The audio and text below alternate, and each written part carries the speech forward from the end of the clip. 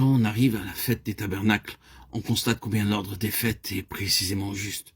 On remarque que pendant la période de cette sainte convocation, les personnes sont invitées à laisser leur maison, à sortir pour couper des branchages et à se construire des cabanes pour y habiter durant toute la période de la fête.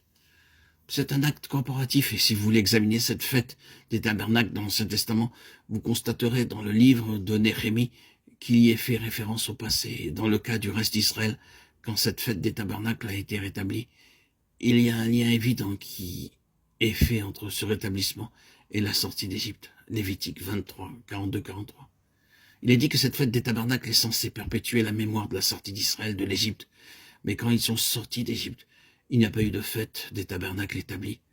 La fête des tabernacles est le moyen de perpétuer la mémoire de l'Exode. Ils sont sortis des maisons en pierre directement liées à la terre. Et ils sont allés dans un désert où rien n'était terrestre, mais tout était céleste. La longue robe bleue du grand prêtre et la frange bleue sur le bord du vêtement de chaque homme, femme et enfant, dans toute leur génération, étaient des symboles célestes. Ainsi, le céleste était le caractère de ces personnes. Elles n'étaient pas de cette terre, mais entièrement pour Dieu, dans les cieux. Et la fête des tabernacles parle du caractère céleste du peuple de Dieu. Bien-aimés frères et sœurs en Christ, c'est un facteur fondamental important de l'Église qui est son corps. Dieu, dans cette dispensation, ne fait absolument rien officiellement pour constituer quelque chose sur cette terre. Mais les hommes travaillent aussi dur qu'ils le peuvent pour établir quelque chose sur cette terre pour Dieu. À la fin du deuxième siècle de cette ère chrétienne, peut-être même avant cela, cette chose que nous venons de citer s'est introduite.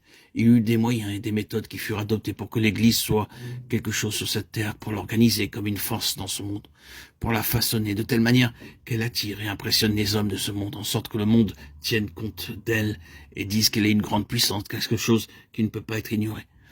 Cela s'est développé et a toujours été une violation absolue du principe de Dieu pour toute cette dispensation. Ce que Dieu fait, c'est construire une église céleste, un corps dans les lieux célestes. Et l'église de Dieu n'est pas une chose visible, c'est une chose invisible, un peuple caché, spirituel, inconnu du monde, car le monde ne l'a point connu. C'est fondamental pour notre unité. Dès que vous aurez tendance à installer quelque chose ici-bas sur cette terre, vous aurez des divisions, peu importe sa spiritualité. Dès que cela touche la terre, vous aurez des divisions. Quand les plus beaux mouvements de Dieu, de vrais mouvements venant du ciel, retombent entre les mains des hommes et deviennent quelque chose sur la terre, la division se fait jour. Et vous avez encore plus de sectes.